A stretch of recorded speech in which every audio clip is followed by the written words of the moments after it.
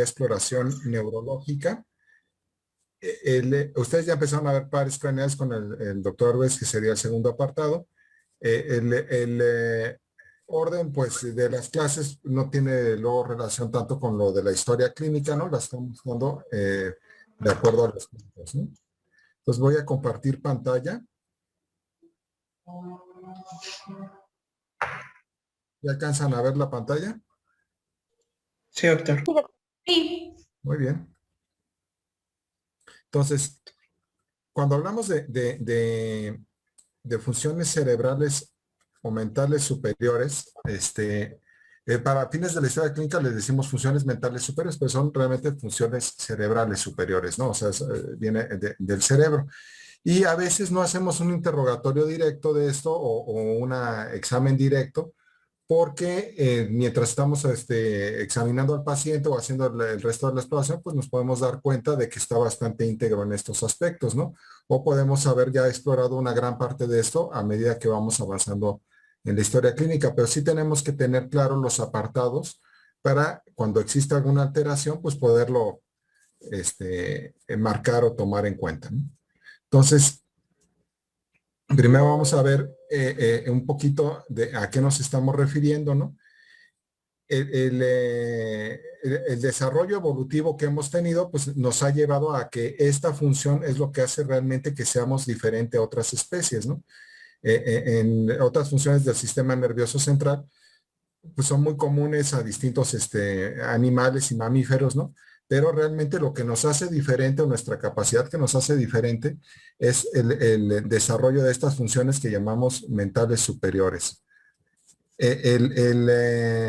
A lo largo de la evolución, pues lo que nos ha identificado como especie ha sido el gran cambio en el volumen cerebral. Ustedes pueden saber que el volumen cerebral en un Homo sapiens como nosotros anda fluctuando entre 1100 gramos a 1400 gramos, ¿no? No mayor a eso. Y ya con eso tenemos una gran cantidad de funciones, ¿no? Ustedes pueden ver a través de la evolución en los primates, ¿no? Y aparte los actuales simios, el volumen cerebral que tienen, ¿no? Entonces, es prácticamente 4 veces o 5 veces más que cualquier otra especie el volumen del cerebro. Hay pocos animales que tienen un cerebro más pesado, voluminoso, por ejemplo el delfín, pero lo que hace una diferencia con el delfín, ¿no? Que pues sí, de hecho, pues eh, no podemos decir que ellos en su aspecto no tengan algunas funciones mentales superiores, seguramente existen, ¿no? Y se ha podido comprobar, pero bueno, no tienen toda esta capacidad de inventiva y aplicar conocimiento, que es lo que nos hace lograr esa diferencia. La diferencia, les digo, con el delfín o otros mamíferos que llegaron a tener el cerebro un poco más voluminoso, es la cantidad de giros y la superficie total de la corteza, es decir, nuestro cerebro fue haciendo giros, involucionando sobre sí mismo a partir de esta superficie lisa, pues para tener espacio en la cavidad craneal sin que necesariamente fuera demasiado grande nuestra cabeza, ¿no? Si no, pues evolutivamente no sería posible, ¿no? Entonces, por eso fue formando estos pliegues sobre el sistema nervioso central. Y recordar que justamente a nivel de los hemisferios cerebrales y el cerebelo, la evolución llevó a que la sustancia gris quede por fuera y la sustancia blanca por dentro. Prácticamente a partir de ahí, o las áreas más primitivas del cerebro es al revés, exactamente, ¿no? La sustancia blanca está por fuera, como en el tallo cerebral, y la médula espinal, e incluso en algunas partes del cerebro, como en el hipocampo, que son relativamente primitivas, la sustancia blanca está por fuera, ¿no? Les digo, el volumen es aproximadamente entre 1400 a 1100 gramos de tamaño del cerebro. Y el volumen de la cavidad craneal es aproximadamente 2 litros, o sea, 2000 centímetros cúbicos o 2 kilos, ¿no? Eso es debido a, pues, al líquido cefalorraquídeo, a la sangre, a las estructuras que lo rodean, ¿no? Pero el cerebro en sí pesa aproximadamente 1100 gramos en la mayoría. El que el cerebro mida más o menos de una persona a otra no tiene nada que ver con la inteligencia, ni siquiera con la atrofia que puede existir en el cerebro. tendría una variación importante en lo que se refiere a inteligencia. Es decir, si uno tiene 1100 gramos y el otro 1300, no necesariamente uno es más brillante o inteligente que el otro. Inteligencia entendiéndose de la capacidad para resolver problemas de distintos tipos, ¿no? Ya veremos un poco más de esto. Y bueno, vean cómo ya propiamente en la especie humana, ¿no? Pues también el cerebro va variando en su volumen, ¿no? Aquí van viendo en centímetros cúbicos, ¿no? Ya no en gramos, el volumen del cráneo, cómo va variando a través de millones de años, ¿no? Hasta el estado actual. Y básicamente en los últimos 500,000 años fue donde hubo el desarrollo más importante. Ya entre el Homo sapiens y el Neanderthalis el volumen es parecido, ¿sí? Nada más las funciones no son igual, ¿no? Entonces, el Neandertal aparentemente, pues evolutivamente fue superado por el Homo sapiens y además el Neandertal pues tendía a estar más hacia las zonas nórdicas, ¿no? En los continentes de Europa y entonces ahí se desarrolló como especie y a medida que el Homo sapiens empezó a predominar, hubo una mezcla, no tanto que desapareciera, ¿no? Y aparentemente todavía tenemos bastantes genes mezclados y hay poblaciones que pueden estar relativamente con mayor cantidad de genes, ¿no? En algunos países asiáticos sobre todo, de Homo neanderthalis, ¿no? Pero el hecho es que hay una mezcla, ¿no? Entre las dos especies y más que la extinción de una, ¿no? Pero predominó el Homo sapiens.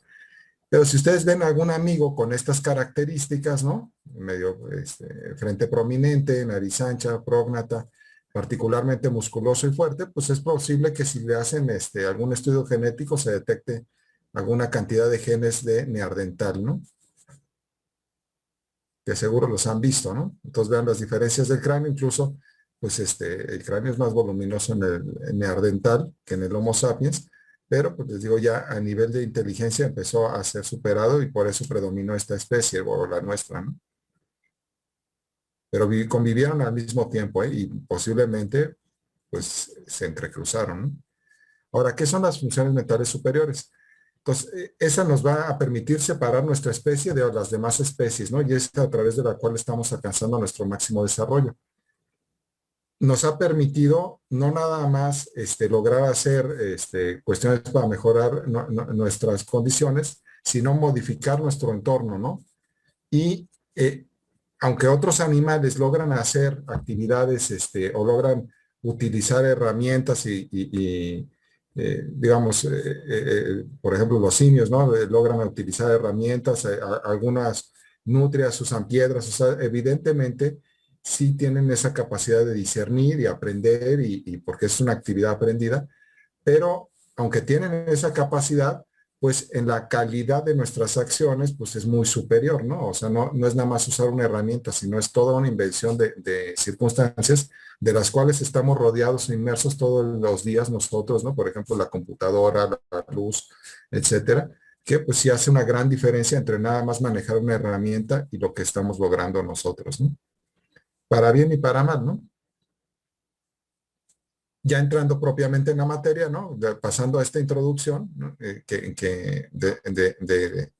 Pues que nos ha llevado a llegar a este análisis, ¿no? Y probablemente, digo, y estar haciendo un autoanálisis de nosotros mismos, ¿no? Pues estas son las funciones mentales superiores. Este es el orden en las cuales se van a explorar, ¿sí? Primero está el estado de alerta o de despierto. Si se fijan, no hablamos de conciencia, porque conciencia es otro tipo de actividad. Sí me están escuchando, ¿verdad? Sí, doctor. Sí, doctor. Sí, doctor. En algún momento hay algo que no comprendan o algo que no se vea, por favor me avisan, o si no me escuchan, ¿no? El internet, lo que sea, ¿no? Luego, una vez que yo ya sé si está despierto o alerta y valoro este estado, ¿no?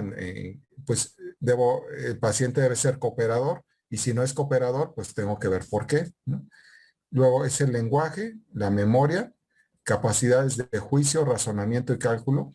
Las nocias, que pues es el reconocimiento de estímulos complejos a través de los órganos de los sentidos, ¿no?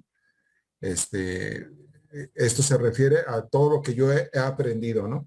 Una función mental superior es algo que implica un aprendizaje, ¿sí? Entonces, una nocia, pues ya es que yo pueda reconocer un estímulo determinado a través de mis órganos de los sentidos.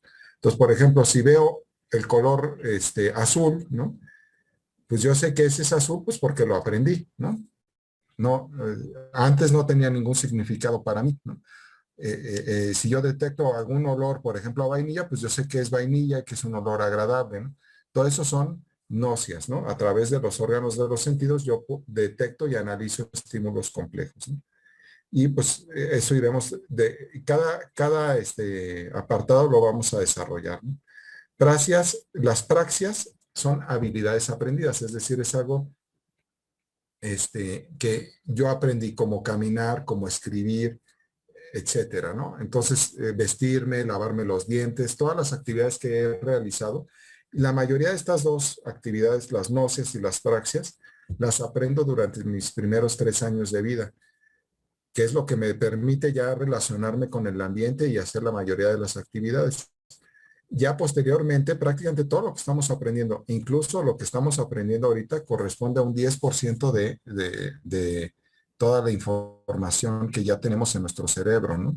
Que pues es muchísimo, ¿no? Si nos ponemos a ver que ustedes pueden ver el muro que está frente a ustedes, ¿no?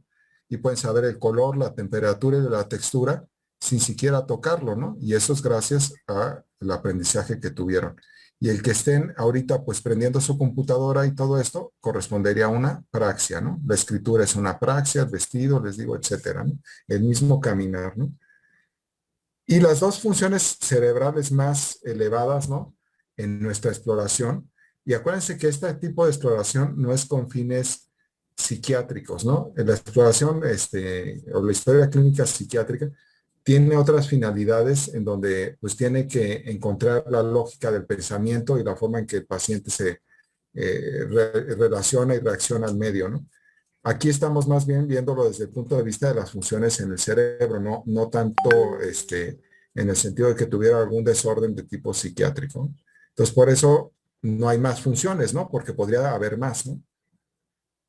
Entonces, bueno, el alineo se está refiriendo a la capacidad que yo tengo de estar de acuerdo al lugar donde me encuentro, ¿no? Por ejemplo, si ustedes van a la facultad, ¿no? de medicina, a la escuela de medicina, ustedes todos van con bata blanca, ¿no? Están relativamente alineados al lugar donde se encuentran porque todos traen el mismo uniforme, ¿no? A eso se refiere el alineo, ¿no? Y la pérdida del alineo, pues sería, por ejemplo, que uno de ustedes fuera en pijama, ¿no? Por decirlo así. Y la autocrítica, que desde luego tiene que ver con el alineo, pues es la capacidad de emitir un juicio sobre mi propio desempeño, ¿no? Esa sería la función cerebral más elevada, ¿no? La autocrítica.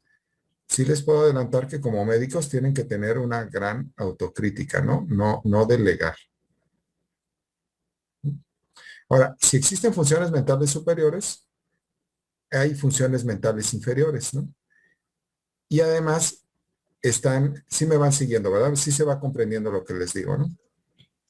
Sí, doctor. Las funciones mentales superiores, me regresé la imagen, ¿no? Pero las primeras dos corresponderían a funciones mentales inferiores, realmente, ¿no? Lo que pasa es que son indispensables para que yo pueda explorar lo demás. O sea, simplemente yo no podría avanzar en la exploración de las funciones mentales superiores si no estoy despierto y si no coopero. Pero esas corresponden a funciones mentales inferiores, ¿no? Entonces, las funciones mentales inferiores realmente nacemos con ellas, ¿no? Y más que aprendidas, pues son funciones de supervivencia, ¿no?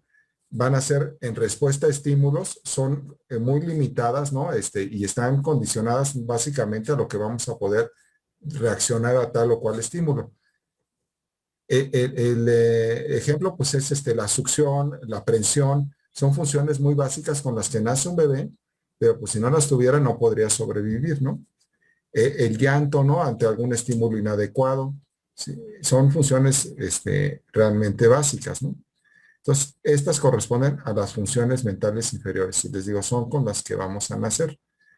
La primera es la capacidad de estar alerta o despierto. Y la capacidad de respuesta a estímulos externos, ¿no? Como el dolor, les digo, la misma succión para alimentarse, la búsqueda, ¿sí? Si ustedes frotan al bebé la mejilla, pues va a haber búsqueda, el hambre, ¿no? El llanto que le genera. Y finalmente la capacidad de fijar la atención. Ustedes saben que desde que nacemos, pues ya empieza a haber una capacidad de fijar atención inicialmente a estímulos muy básicos, ¿no? Como la alimentación. Más o menos al mes el lactante ya empieza a dirigir la mirada y a seguir objetos y a poner atención o intercambiar sonrisas con, o interactuar con las personas, ¿no? Ya podemos notar algún grado de atención. La alteración en la atención nos llevaría a un estado que se llama estado confusional agudo. ¿Cómo podemos valorar la capacidad de atención? Pues es si la persona está logrando cooperar. Si está cooperando con nosotros, obviamente está atento a lo que estamos pidiendo o no, ¿no? En caso de que no logremos esto, ya veremos características propias de esto. Tendremos un estado confusional agudo, ¿sí? Que habla de un problema cerebral y generalmente es una urgencia, ¿no? Entonces, repitiendo, funciones mentales superiores, primero que nada, lograr despertar, poner atención y pues la respuesta a los estímulos básicos que podemos tener, que obviamente estos salvo seamos pediatras y estemos explorando un bebé, pues no vamos a buscar otras funciones mentales superiores, nada más las inferiores, ¿no? Pero estas respuestas al dolor, a la succión, a la búsqueda, al hambre, en la forma de función mental inferior va a ir desapareciendo a lo largo de la maduración, ¿no? De hecho, pues poco tiempo después desaparece, ¿no? Entonces, ya propiamente las funciones mentales superiores, más allá de las inferiores, implican que exista una integridad en todo nuestro sistema de percepción, ¿no? O sea, yo tengo que tener la capacidad de recibir la información, tengo que tener la capacidad de almacenarla y luego recordarla, ¿no? Es decir, que tuve un aprendizaje anterior y luego lo recuerdo. Es algo que hacemos todo el tiempo, ¿no? Y además, pues ya nos da la oportunidad de tener dos o más cuestiones en forma simultánea, ¿no? A lo mejor ustedes están viendo esta clase y pues están, no sé, tomando café o té o haciendo anotaciones, están haciendo dos actividades, ¿no? Para que tengamos todo esto, les digo, tengo que tener íntegro mi sistema perceptual, o sea, los órganos de los sentidos, capacidad de recordar. Si yo no tengo esa capacidad de almacenar la información, pues es imposible que yo luego la utilice, ¿no? Y luego la capacidad de usarla para resolver problemas en forma simultánea, ¿no? Entonces, nos volvemos a regresar. Las funciones mentales superiores, las primeras dos inferiores, las incluimos en este apartado y no las vamos a separar. Ustedes en su historia clínica no van a poner funciones mentales inferiores y luego funciones mentales superiores. Se sobreentiende que las primeras dos, aunque las incluimos acá, corresponden a inferiores, ¿no? No necesitan aclararlo ya. Y todas las demás, a partir del lenguaje, sí son funciones mentales superiores, ¿no? Como tal, ¿no? No son funciones que yo tenga de nacimiento. Ni siquiera el sonreír, ¿eh? Porque el sonreír el bebé lo aprende que es un gesto de felicidad, pues en el primer mes de vida, ¿no? O de relación, ¿no? La forma de explorarlo, les digo, es en este orden que están. Por eso los ponemos en este orden. Entonces, lo primero es que esté despierto, luego si coopera, y entonces yo ya puedo explorar el lenguaje. Si puedo explorar el lenguaje, es decir, el paciente no tiene una afasia, puede explorar la memoria, ¿no? Sí, no sé si alcanzan a ver mi cursor. Sí se ve, ¿verdad? Sí, doctor. Y bueno, si el paciente tiene conservada la memoria, pues yo ya puedo hacer o analizar la capacidad de juicio, razonamiento y cálculo incluso, ¿no? Además, a partir de aquí yo ya podría valorar las náuseas, que generalmente eso incluso lo estoy viendo ya en los pares craneales, las praxias, y generalmente la línea y la autocrítica son cosas que yo analizo a partir de todo lo que yo ya le pregunté al paciente, ¿no? Una es privativa de la otra, es decir, si no está despierto simplemente no puedo valorar si coopera, ¿no? Si no coopera no puedo valorar el lenguaje y de esta forma, ¿no? Cada una va haciendo privativa a la que sigue porque pues se requiere tener esa función para poder explorar la que sigue, ¿no? La más elevada. Y también se pierden en la misma forma, ¿no? Primero voy a perder la autocrítica, el alineo, la capacidad de vestido, etcétera, las náuseas. es un poco lo que sucede en la demencia, ¿no? Se va perdiendo estas situaciones en este orden. Otro ejemplo típico sería la intoxicación etílica, ¿no? Cuando yo tengo una intoxicación etílica, lo primero que voy a perder son funciones mentales superiores y la zona más sensible del cerebro a esto, pues es el lóbulo frontal. El desarrollo del lóbulo frontal es el que me ha permitido toda esta inteligencia, pero todo el cerebro, ¿eh? No por eso sí es de lo que más se ha desarrollado, sobre todo en las capacidades de alinea, autocrítica y praxias, ¿no? Pero todo el cerebro está participando en este proceso de inteligencia, ¿no? Entonces, a medida que yo estoy consumiendo alcohol, pues voy perdiendo la autocrítica, ¿no? Voy haciendo actividades inadecuadas, voy perdiendo el alineo, ¿no? Voy cambiando mi postura, ¿no? Perdón, ¿eh? Voy cambiando un poco mi postura, voy perdiendo la presentación que tengo, ¿no? Y pues finalmente voy perdiendo habilidades, ¿no? O sea, yo ya no reconozco bien los estímulos, hago cosas torpes con las manos, ¿no? Emito malos juicios, malos razonamientos. Ya veremos un ejemplo característico de esto cuando hablemos de todo, ¿no? Finalmente, si la intoxicación es muy grave, pues voy a incluso tener eventos de amnesia, ¿no? Para lo que pasó. Ustedes, les digo, si no lo han vivido, ya lo han visto. Ahora, vamos a empezar con el primer apartado. Les digo, vamos a ir desglosando uno por uno.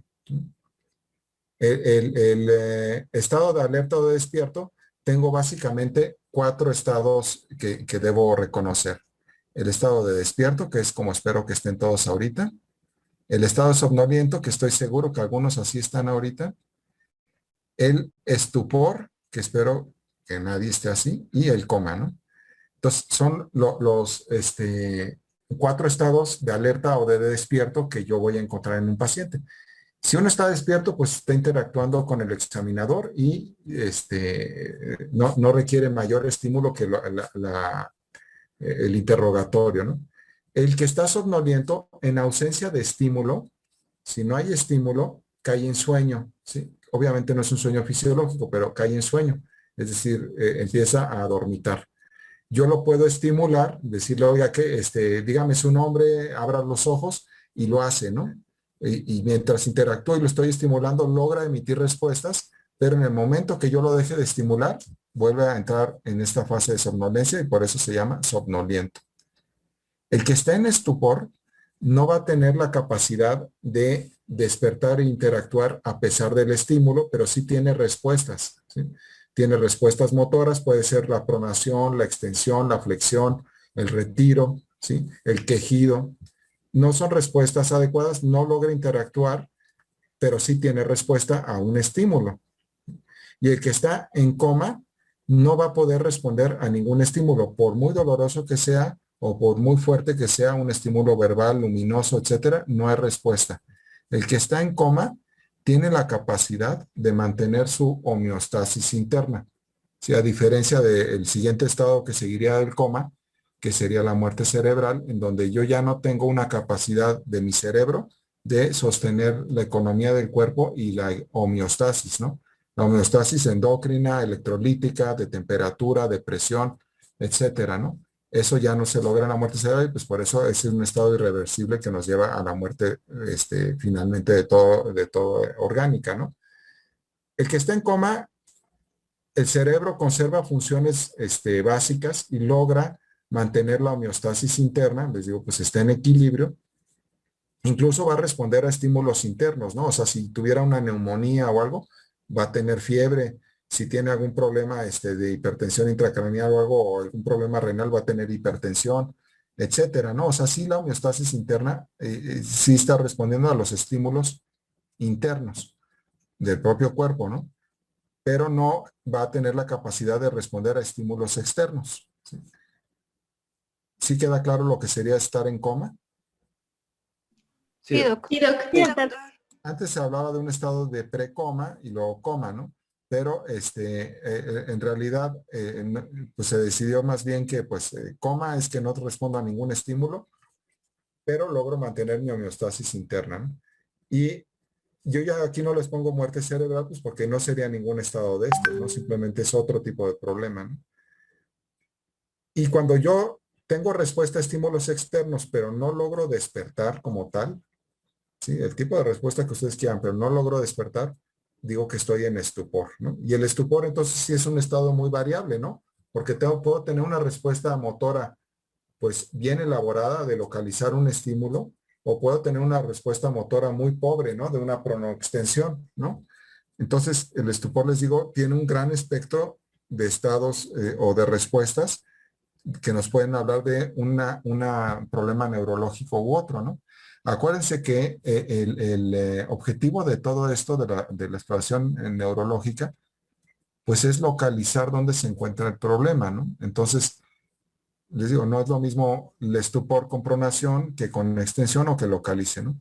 El que está somnoliento, le repito, sí logra despertar al estímulo. Si lo dejo de estimular, se vuelve a dormir. Y despierto, pues es como debemos estar ahorita, ¿no? ¿Queda claro estos 4 estados? Sí, doctor. Una forma de hacer una medición de esto sería la escala de coma de Glasgow, ¿no? Yo puedo valorar o darle un puntaje con en la escala de coma de Glasgow como para tener un marco de referencia, ¿no? Al principio esa escala de los años 60 en la ciudad de Glasgow, en Inglaterra, ¿no? De ahí salió el nombre, ¿no? Pues se utilizó sobre todo para los pacientes que tenían trauma craneoencefálico. Poco a poco, pues nos ha servido pues para cualquier paciente, aunque su uso principal es pues para pacientes con deterioro neurológico agudo, en particular por trauma de cráneo, ¿no? Y es una escala universal, es decir, en cualquier país del mundo la manejan. Aunque hay muchas escalas para valorar el estado de despierto, ¿no? Yo tengo que tener, digo, esta en particular, pues tiene un uso generalizado, ¿no? Es decir, prácticamente eh, a nivel mundial, cualquier médico la conoce.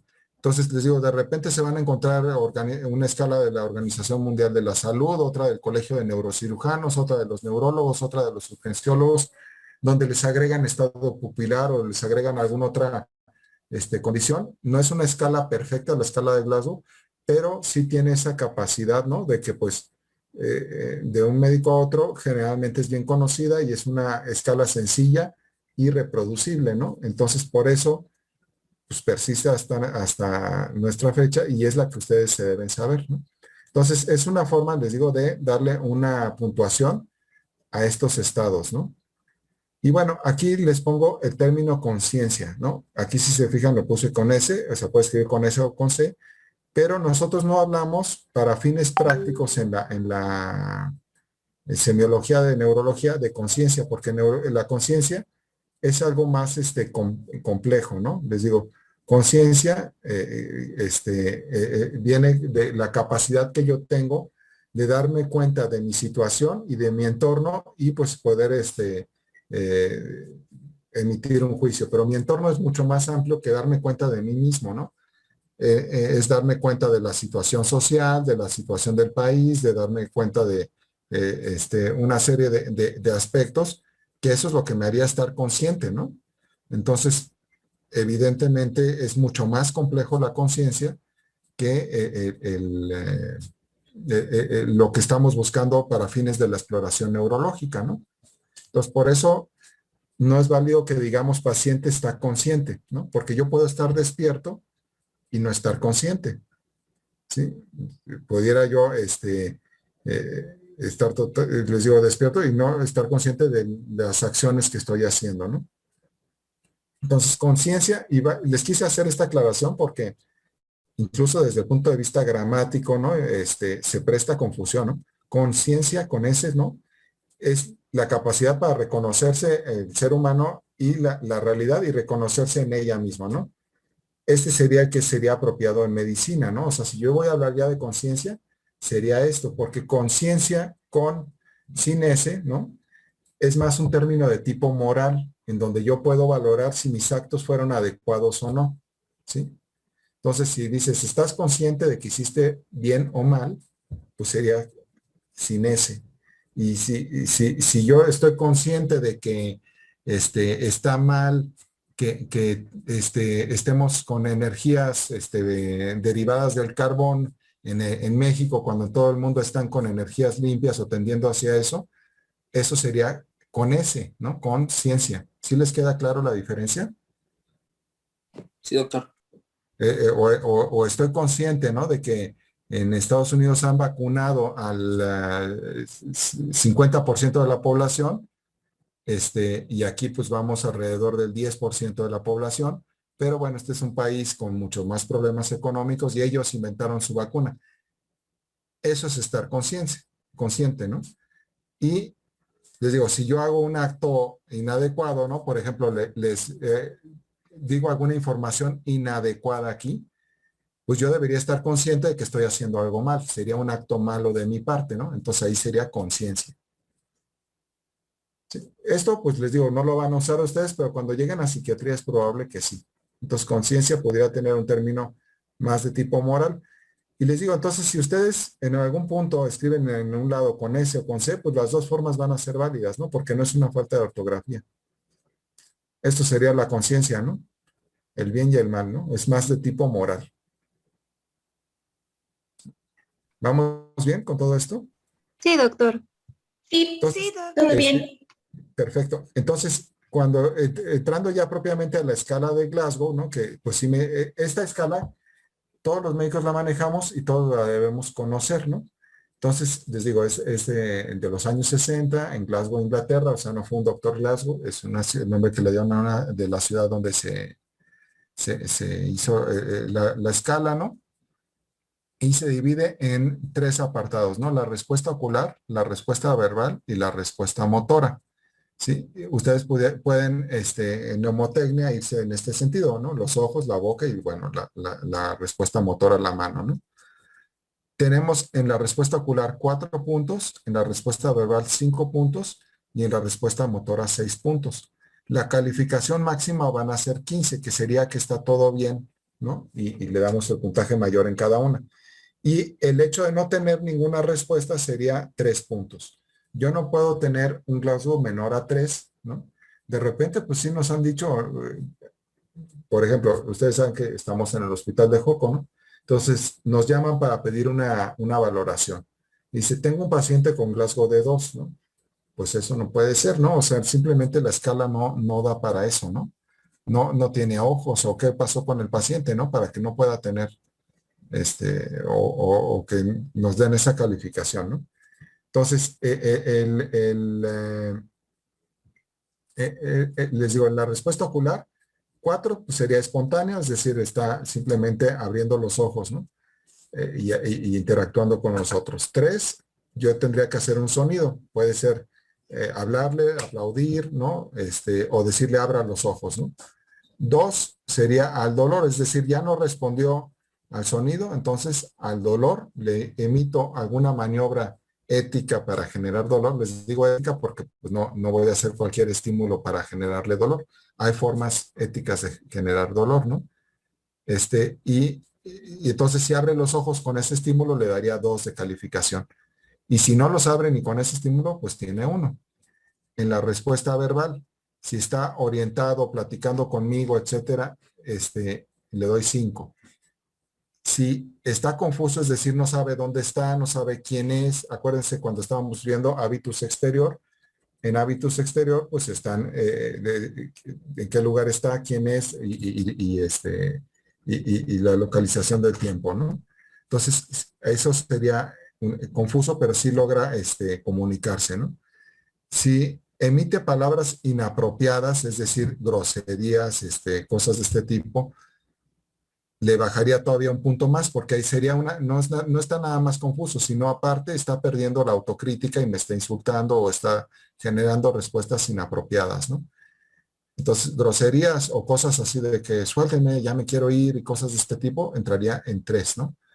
2, ya sería nada más quejido, es decir, nada más estaría emitiendo sonidos y ya sería básicamente al estímulo verbal o doloroso, ¿no? O sea, si yo le hablo fuerte o le emito o lo genero dolor, pues me está teniendo nada más un quejido, le doy 2, y 1, pues ni con el dolor está generando quejido, le doy 1, ¿no?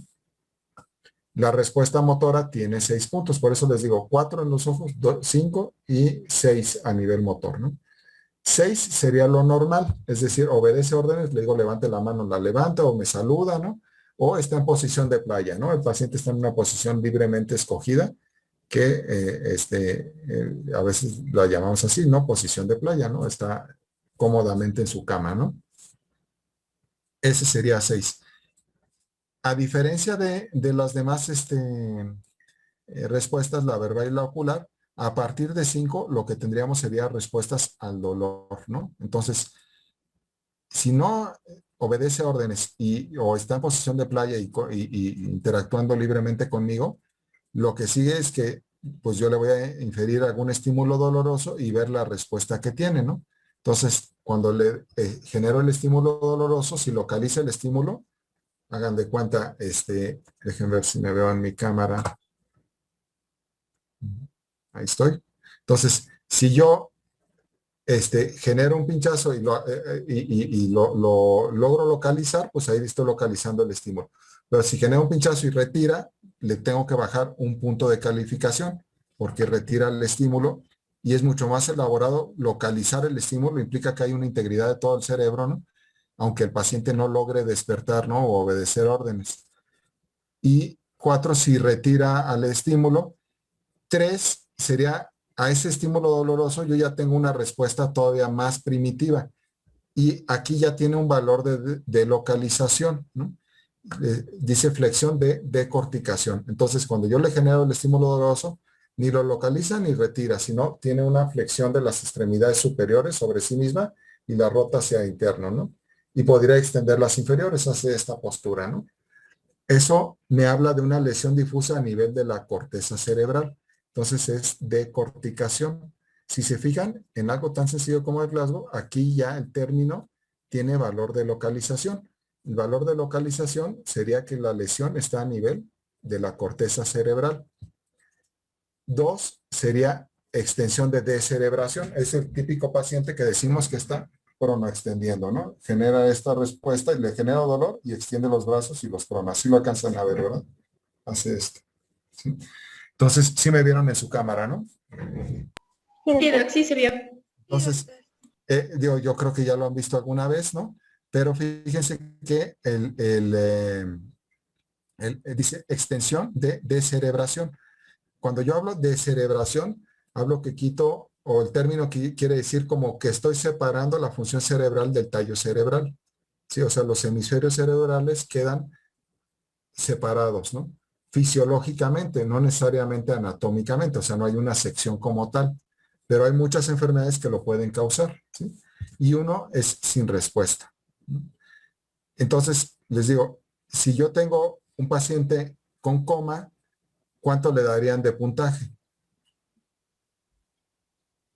3. 3, ¿no? O sea, ¿Ahí no dijiste, no? coma es igual a Glasgow de 3. ¿Sí? 3. Sí, coma es igual a Glasgow de 3. Y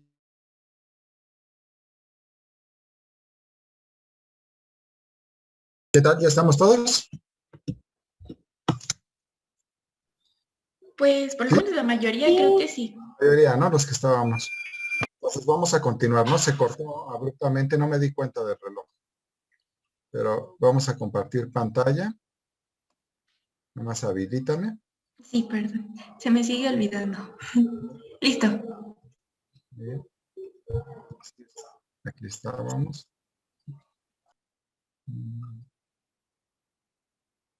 Ahí está. Y entonces, ¿sí alcanzan a ver la pantalla? Sí, doctor. Sí se ve. Perfecto. Entonces estábamos en los tipos de respuesta, ¿no? Entonces, la respuesta motora, ¿no? La de flexión de decorticación, les digo corteza cerebral, la de cerebración, un nivel fisiológico entre los hemisferios cerebrales y propiamente el tallo cerebral, y uno sin respuesta. Y decíamos, si yo estoy en coma, pues es Glasgow de 3. Si yo estoy bien, tengo un Glasgow de 15, ¿no? Y de ahí hacia abajo, pues son distintos estados de somnolencia o estupor, ¿no? Entonces yo ya le puedo dar una calificación a esto de acuerdo a cómo yo me encuentre, ¿no? A menor Glasgow, pues más bien voy a estar hacia el estupor, ¿no? A partir de un Glasgow francamente de 8, 100% que estoy en estupor. Y bueno, Hay una variación de la escala de Glasgow para lactantes, ¿no? Niños menores de 3 años, no siempre, y sobre todo todavía menores, ¿no? Lactantes menores es difícil explorar el Glasgow, pero se puede, ¿no? Entonces, las primeras respuestas, todos tienen el mismo puntaje en la respuesta de cada apartado, ¿no? 4, 5 y 6, ¿no? Y se explora lo mismo, ocular, verbal y motora. Nada más la forma del estímulo va a ser un poco diferente, ¿no? 4, pues es un bebé que está en la respuesta ocular, que está atento, dirigiendo la mirada, ¿no? Si no, es al sonido, ¿no? O sea, yo le hablo, le hago algún ruido y ya tiene la apertura ocular, ¿no? Si no, pues es al dolor, igual que en el adulto, y si no hay respuesta sería 1, ¿no? Ahora, lo que sí cambia mucho en la respuesta, o sea, aquí el estímulo es un poco diferente, pero les digo ya finalmente el dolor es igual. La respuesta verbal es la que sí cambia mucho, porque obviamente yo no puedo hablar de un bebé que esté orientado, ¿no? Entonces, 5 sería un balbuceo normal, un interactuar de niño tranquilo, ¿no? Balbuceando, ¿no? 4 está irritable, ¿no? O sea, que tiende a quejarse, tiende a llanto, ¿no?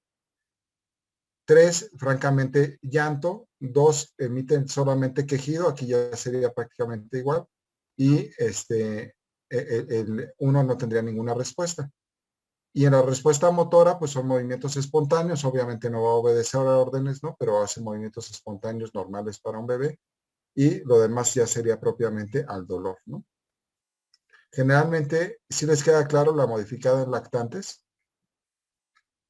Sí, doctor. Entonces, Sí. balbuceo, irritable, llanto, quejido y no hay ninguna respuesta, ¿no? O sea, si es un bebé que está llorando constantemente, tiene 3, no necesariamente al estímulo doloroso, sino pues alguna cuestión le está generando esa irritabilidad y llanto incoercible, ¿no? Entonces, en ese caso tendría 3, ¿no? Generalmente las respuestas, pues una va junto con la otra, o sea, difícilmente yo tengo una respuesta de flexión de decorticación y estoy orientado, ¿no? Y con la apertura espontánea. Generalmente una va con la otra, ¿no? O sea, un deterioro en esto va acompañado de un deterioro en los otros apartados. Es una escala, les digo, universal, sencilla, fácil de aprender. De hecho, pues hay que sabérsela, ¿no? Es de uso cotidiano. Y no ha logrado ser sustituida por otras.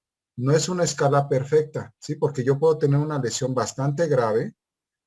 Por ejemplo, tener una lesión penetrante en cráneo. Pudiera yo tener un desarmador o lo que ustedes quieran, ¿no?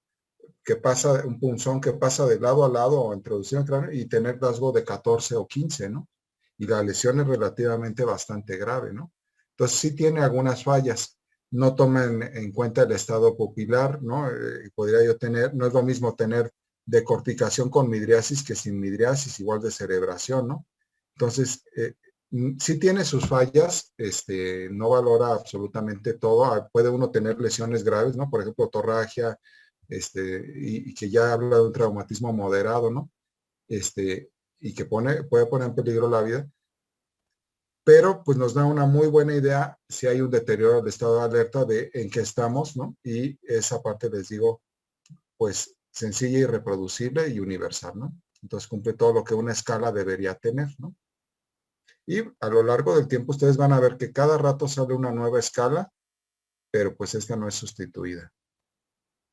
¿Estamos bien con Glasgow?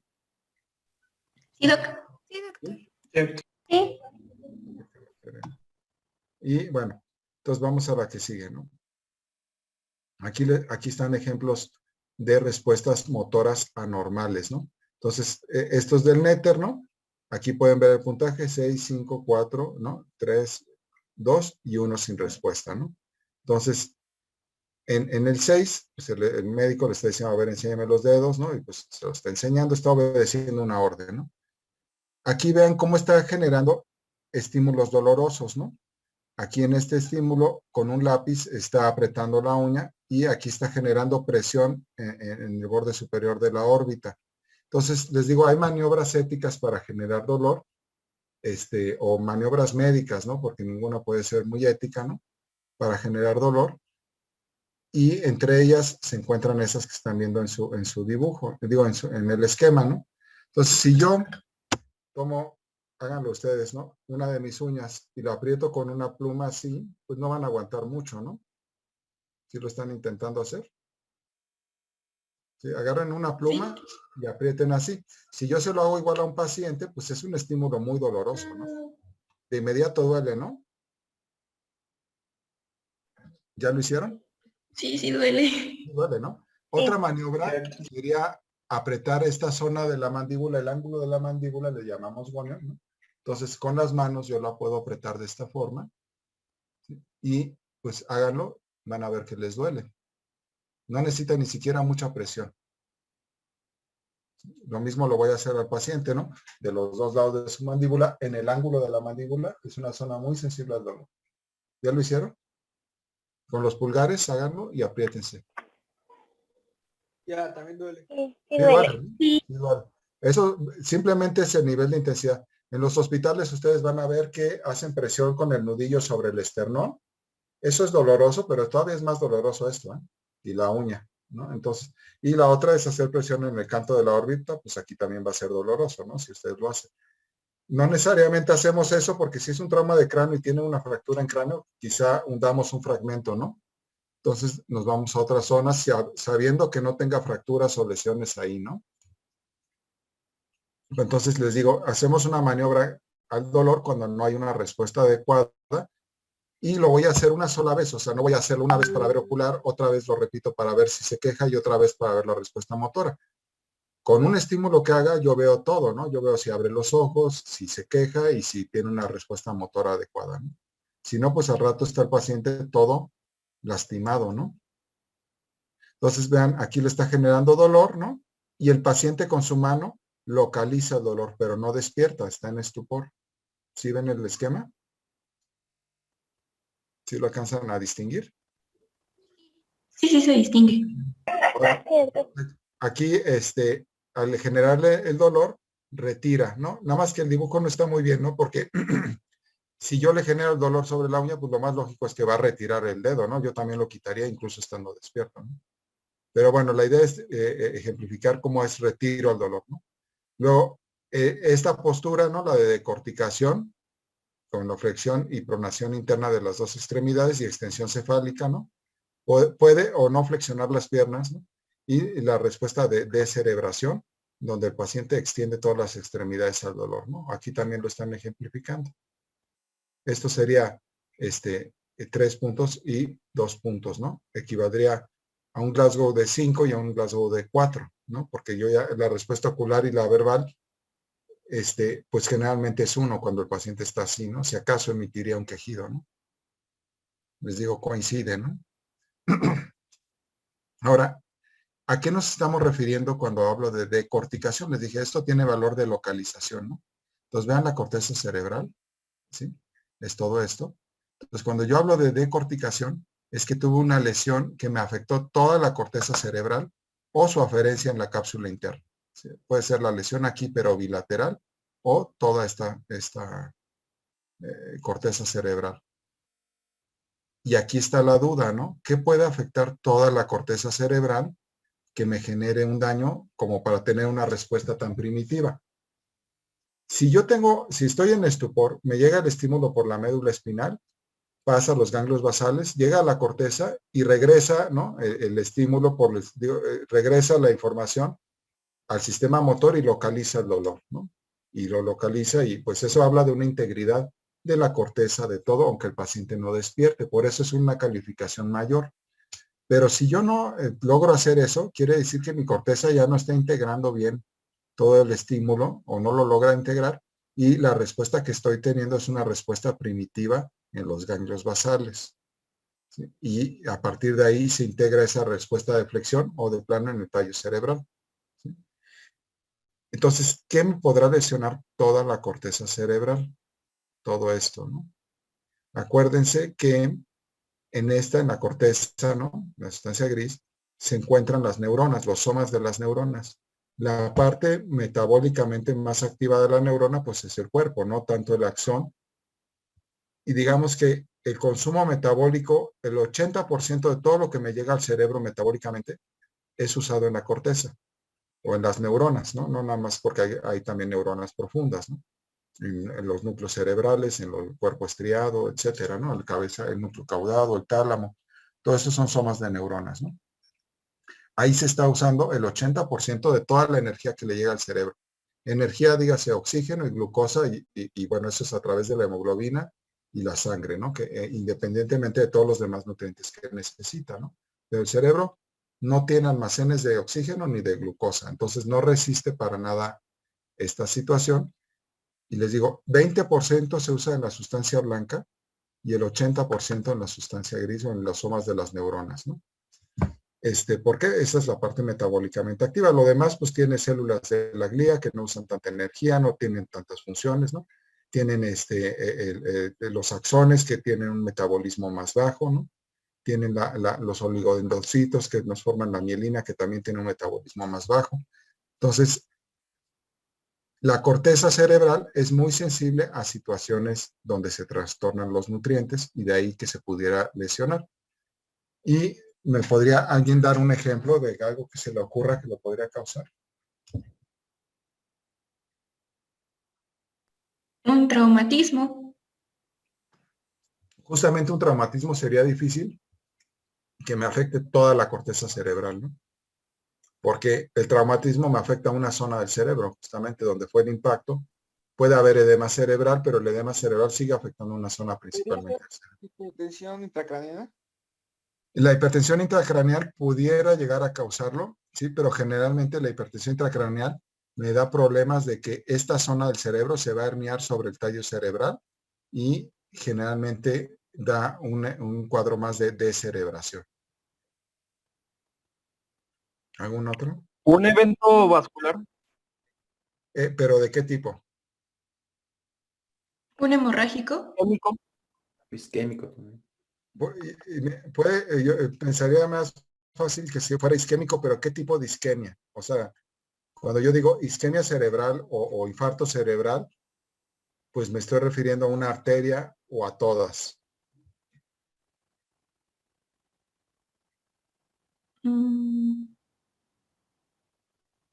Piensen que se tiene que lesionar toda la corteza, ¿no? ¿Puede El ser, por cerebro ejemplo, no- ¿Alguna de las carótidas?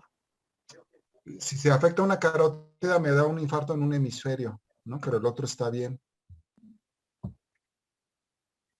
Entonces, les digo, el cerebro, la corteza, está usando, y todo el cerebro no tiene reservas de oxígeno ni de glucosa. Entonces, yo tengo una capacidad de resistir la hipoxia por 3 minutos, la hipoglucemia un poco más de tiempo, ¿no? Y depende del grado de hipoglucemia. Si yo no les aporto esos nutrientes, las neuronas empiezan a sufrir y si no se los aporto a tiempo suficiente, se empiezan a morir, ¿no? Entonces, para que yo tenga esa respuesta de decorticación, que les digo, me localiza la lesión a toda la corteza, yo tengo que tener algo que me afecte al cerebro en forma global. Entonces, cuando me dijeron isquemia, está bien, pero tiene que ser una isquemia global, ¿no? Que le afecte toda la circulación, no nada más de un lado, de una carótida, de la otra, de un vaso. Tiene que afectarme todo, ¿sí? Que no le llegue glucosa, que no le llegue oxígeno, que no le llegue sangre a todo el cerebro. Entonces, ¿me podrían dar algún ejemplo? ¿Un paro cardíaco? Exacto, ¿no? Si yo hago un paro cardíaco, pues en lo que lo reaniman y todo eso, hay un arresto circulatorio y no le llega sangre al cerebro.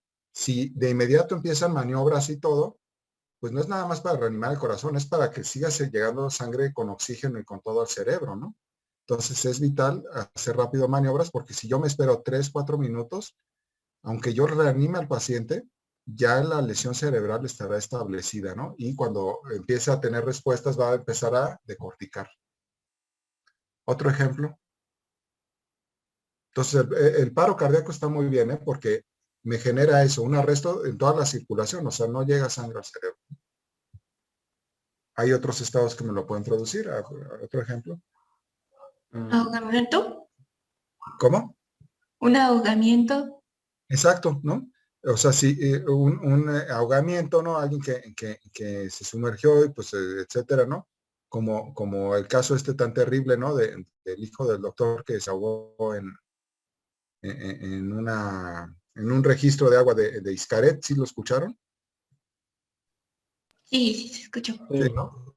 Ese caso, pues, digo, lo llevaron al hospital, pero ya estaba ahogado, lo reanimaron. Claro, falleció poco tiempo después porque las lesiones eran muy graves, pero ya tenía un daño seguramente irreversible, ¿no?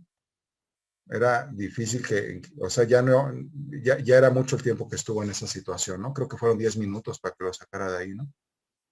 No es lo mismo ahogarse en agua helada que no, ¿verdad? La hipotermia puede proteger un poquito el cerebro, ¿no? Entonces, ahogamiento sí está bien, sí podría causar eso. ¿Otro ejemplo?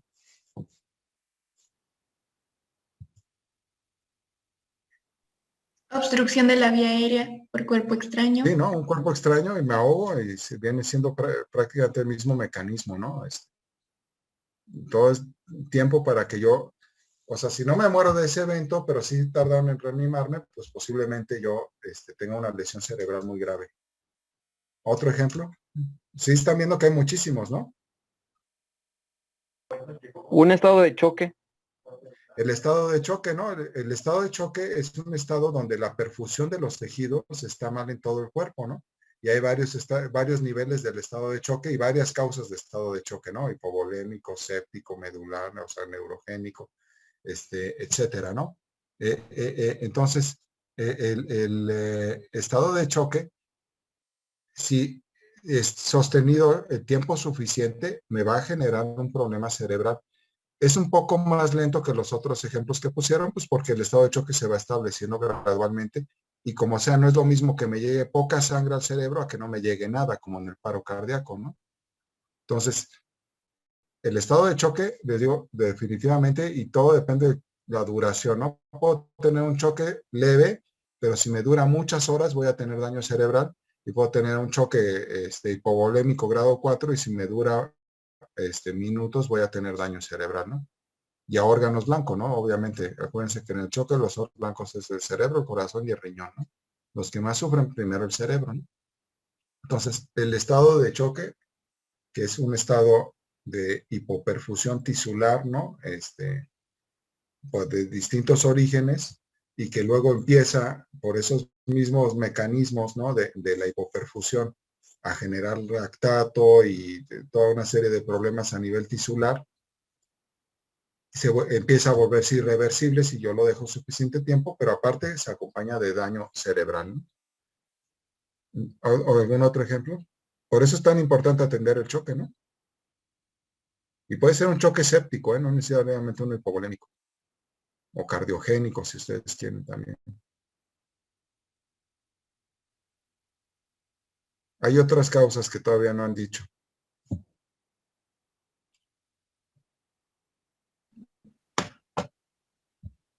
Por lo menos pueden decir 3 más. Metabólicamente hablando, podríamos decir acidosis láctica.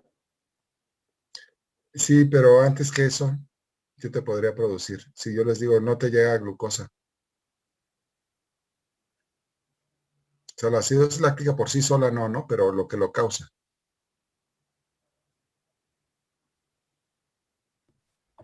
Um,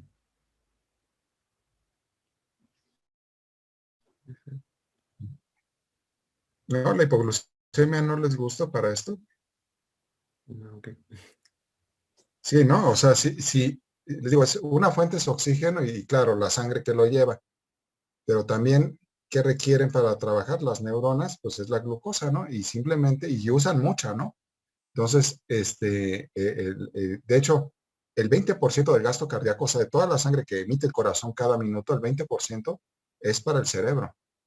Sí, el cerebro pesa el 2% del peso corporal o un poco más, dependiendo, ¿no? O sea, si uno pesa 70 kilos, esto pesa 1,400, ¿no? Entonces calculen cuánto es el porcentaje.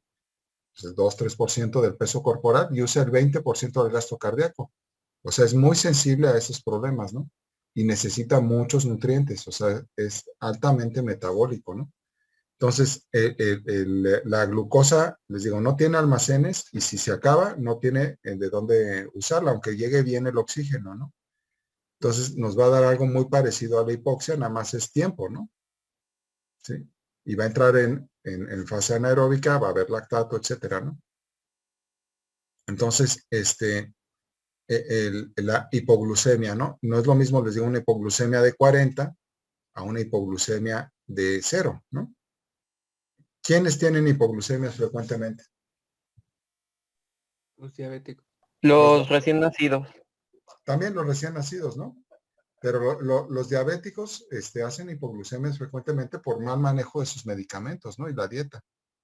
Entonces, no sé, no comen y se ponen la insulina, ¿no? Entonces, pues obviamente pueden hacer una hipoglucemia. De hecho, cargan dulces, ¿no? Porque lo primero que sienten en la hipoglucemia, antes de que haya daño en el cerebro, pues empiezan síntomas de ansiedad, ¿no? Liberación adrenérgica, temblor, sudan, ¿no? Y entonces ya saben que tienen que tomar algo. Si no se esperan o si no lo hacen, tomar alguna bebida dulce, algún dulce, pues la hipoglucemia continúa, siguen consumiendo rápidamente la glucosa que tienen y pues van a perder el estado de alerta. Cuando pierden el estado de alerta, pues ya no se pueden ellos mismos ayudar, ¿no? Entonces uno encuentra al diabético pues tirado y sin respuesta y es por hipoglucemia. Y si, les digo, puede tener 10, 15, todavía puede rescatarse. O sea, si lo llevo al hospital, le pongo glucosa, a lo mejor estoy a tiempo. Pero si no hago nada de eso, ¿no? Y pasa tiempo suficiente, pues voy a tener un daño cerebral y ese daño cerebral se va a manifestar con decorticación, ¿no? Con esto. ¿Sí? Entonces, pues por eso es muy importante con el diabético decirle, pues si siente esto, ¿no? Si se siente mareado, empieza a sudar, está nervioso, pues puede ser una hipoglucemia. ¿Y qué debe hacer? Tomar algo dulce, ¿no? ¿Qué será más peligroso para un diabético? Que tenga una glucosa de 400 y yo le di a tomar una Coca-Cola o un jugo de naranja con una cucharada de azúcar, o que haga una hipoglucemia de 20 y yo le di una cucharada de azúcar. La hipoglucemia. ¿Hipoglucemia? 100%, ¿no? Entonces, con un diabético que tenga un trastorno del estado de alerta súbito, ¿no? Y que se inyectó su insulina, no desayunó, alguna cosa así, pues a lo mejor lo más frecuente es que tengan un estado cetoacidótico o que tengan un estado hiperosmolar. Eso es lo más frecuente, ¿no?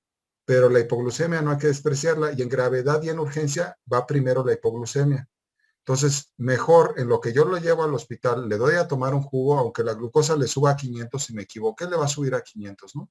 Pero de todas formas ya la tenía muy alta, ¿sí? Y es menos grave eso a que si yo la tengo en 20 y no hago nada y ya pierde el estado de alerta, ya no le puedo dar nada ni de deglutir, le tengo que poner un suero, ¿no? ¿Sí? Entonces, ante un cuadro así sugestivo de hipoglucemia, si yo no tengo con qué verificar la glucosa, pues mejor le doy algo dulce y lo llevo al hospital, ¿no? O le doy de tomar, algo dulce, le digo una bebida dulce o algún dulce o lo que sea dulce. De todas formas, si era en un estado hiperosmolar, pues de por sí ya estaba bastante mal de eso, no lo puedo yo empeorar más por haberle dado eso. ¿Sí les queda claro? Sí. Cierto. Sí. Sí, doctor. Ahora, nos falta, para que yo pueda pasar a lo que sigue, ¿no? Que es esto. Bueno, vámonos de una vez a esto. Vean esta imagen de patología, ¿sí? Este es un corte coronal del encéfalo, de un encéfalo fijado, ¿no? Así lo deberíamos describir. Un corte coronal de un encéfalo fijado en formol, ¿no? Por eso se ve así duro, no se desparrama el cerebro, ¿no? A nivel del cuerpo estriado, ¿no? Porque aquí está el cuerpo estriado, es la cápsula interna. Y vean, llama mucho la atención cómo este cerebro tiene la corteza cerebral muy adelgazada, ¿no? Este es un paciente que sobrevivió a un evento de este tipo, ¿no? Hipóxico, isquémico, pero global, ¿no? Es muy diferente una isquemia focal, nada más que se lesiona una zona del cerebro, a una isquemia global, ¿no? Entonces, la isquemia global afecta a todo el cerebro. Ustedes ya dijeron muchas causas, ¿no? Paro, choque hipovolémico, ahogamiento, etcétera, ¿no? O la hipoxia global, ¿no? a una sola zona del cerebro que sería un infarto y que tiene otra forma de presentación, ¿no? Aquí lo que sucedió pues, es que no le llegó suficiente oxígeno o sangre al cerebro o glucosa y se afectó la corteza, sobrevivió a este estado, pero ustedes pueden calcular el número de secuelas que tuvo, ¿no? O sea, esta es una persona que prácticamente ya no era funcional, ¿no? Eventualmente falleció por otras complicaciones y en patología se detecta esto, ¿no? Este gran adelgazamiento de la corteza cerebral. Sí se nota, ¿no? Sí, incluso lo pueden comparar con cualquier imagen de patología y pues pueden ver un cerebro normal contra esto.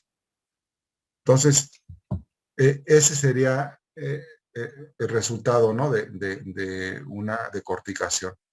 A veces son reversibles si uno las toma a tiempo, ¿no? O sea, hubo edema cortical y todo y logra el paciente revertir la lesión, ¿no? Pero sí el tiempo cuenta, ¿eh? Ahora, nos falta un ejemplo de decorticación.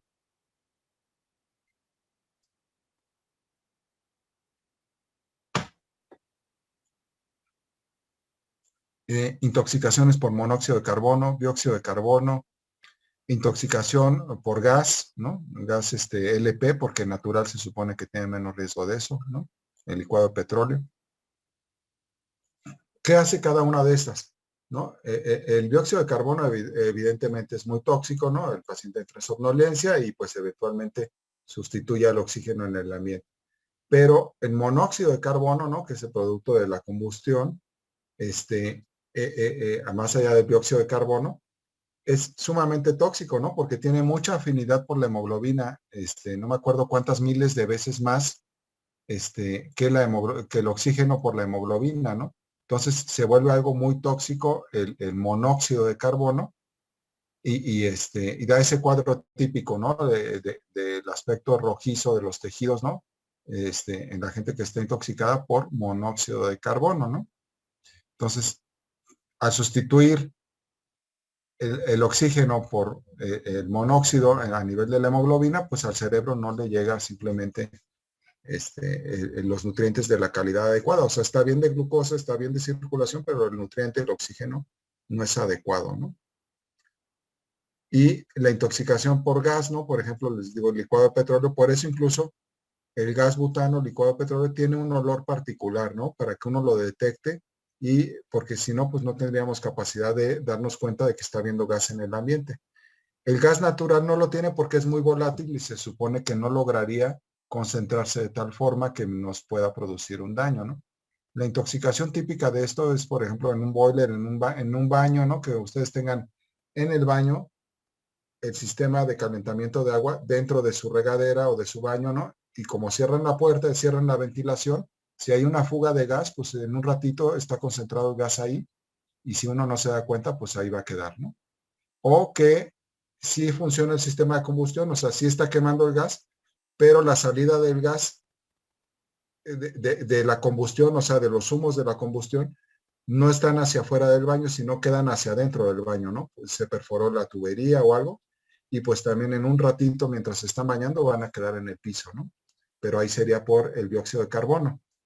En el caso de, o incluso monóxido, ¿no? En el caso del gas, que fuera una fuga, ¿no? Que no esté quemando bien y hay fuga de gas, lo que sucedería dentro del baño, les digo, por eso siempre es bueno que tengan la ventilación en los baños y que no tengan los boilers en situaciones cerradas, donde uno queda, o si lo tienen, pues verifiquen en su casa que esté todo eso bien, ¿no? Ya hemos visto muchos, y es también el accidente típico en los estados del norte, ¿no? Que en el invierno, pues los calentadores que usan con fuego o que queman leña en los hogares y se muere toda la familia en el invierno, ¿no? Porque hace mucho frío, cierran mucho la habitación, cierran todo, prenden un calentón en la casa y pues pasa eso, ¿no? La chimenea no estaba bien diseñada, ¿no? Entonces, esas noticias las oímos cada año y las vemos cada año, ¿no? De repente. Les digo, el gas, el licuado de petróleo, no así el gas natural, ¿no? Lo único malo del gas natural es que dijeron que iba a estar barato y luego lo hicieron caro, ¿no? pero ese fue el detalle, ¿no? Que como todo, ¿no? Dice, no, es mucho mejor, es esto, lo otro, y 1000 veces, pero pues ahora resulta que pagas un dineral por eso, ¿no? Y si no te lo cortan, como te cortan la luz, ¿no? Pero bueno, algunos tendrán en su casa gas natural, otros gas licuado de petróleo o gas LP, y el gas LP lo que hace es desplazar el oxígeno, es decir, en donde yo estoy, en el cuarto donde estoy, me desplaza el oxígeno. No es tanto que me intoxique el gas en sí, sino que quita todo lo demás, ¿no? Entonces no hay oxígeno que respirar y es lo que me ahoga, ¿no? Aparte de que es explosivo y volátil, ¿no? Entonces, por eso tiene ese olor, para que yo lo pueda detectar y buscarlo donde está la fuga, ¿no? ¿Les queda claro todas estas causas de decorticación? Sí. Cierto. Sí, claro. Ahora vamos a la descerebración. Entonces vean este esquema de aquí. La descerebración se debe a una pérdida de la comunicación fisiológica entre los hemisferios cerebrales y el tallo cerebral, ¿no? Entonces, en el momento que yo tengo el problema, pues por algún motivo esto se interrumpe, ¿no? Y aquí en este esquema les están poniendo un ejemplo típico, que es, nosotros en los hospitales de urgencias, sobre todo en la Ciudad de México, lo que más vemos es descerebración, no tanto decorticación. Yo me imagino los destinos de playa, donde hay muchas albercas y mar y todo, a lo mejor ven más decorticación, ¿no?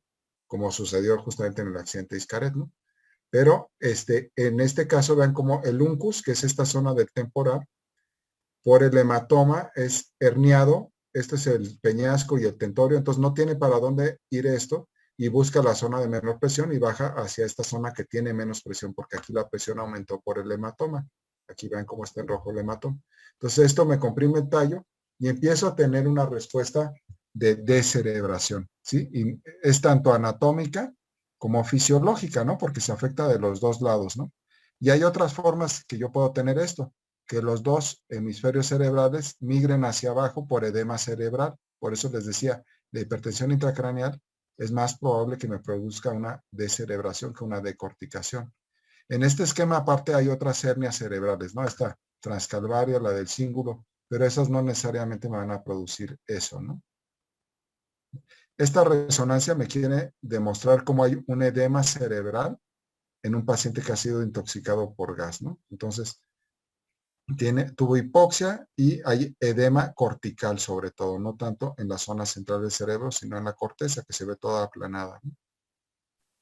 Entonces, ¿sí? ¿Les va quedando claro? Entonces, aquí vean un ejemplo de decorticación. Bueno, ¿dónde se localizarían las lesiones? Se lesionan los hemisferios cerebrales o las cápsulas internas en los ganglios basales. No tomen tanto en cuenta la cápsula interna, es más en la corteza cerebral.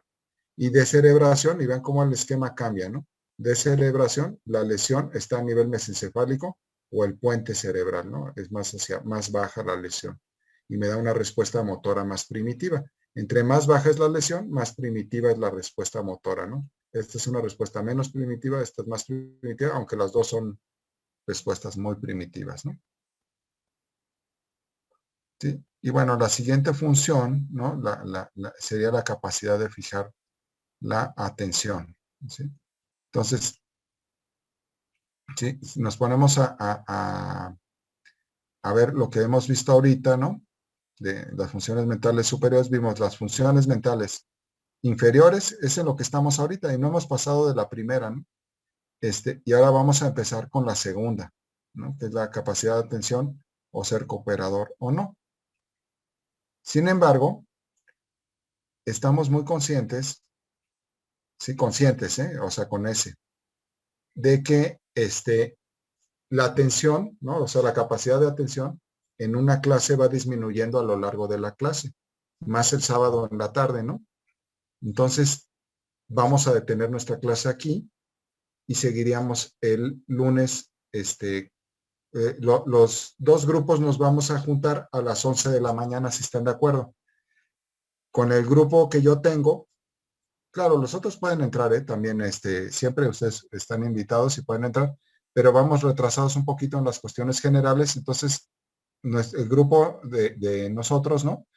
Empezamos, a las 10 de la mañana y a las 11 seguiríamos con funciones mentales superiores para continuar con esto de la atención y ya seguir avanzando con lo que sigue, ¿no? Lenguaje, memoria, etcétera, ¿no? Como les digo, no tenemos mucha prisa de ir rápido en el temario, sino más bien de que cada concepto les quede muy claro. Entonces, no sé si haya dudas de esto. No, Todo doctor. claro. Muy bien.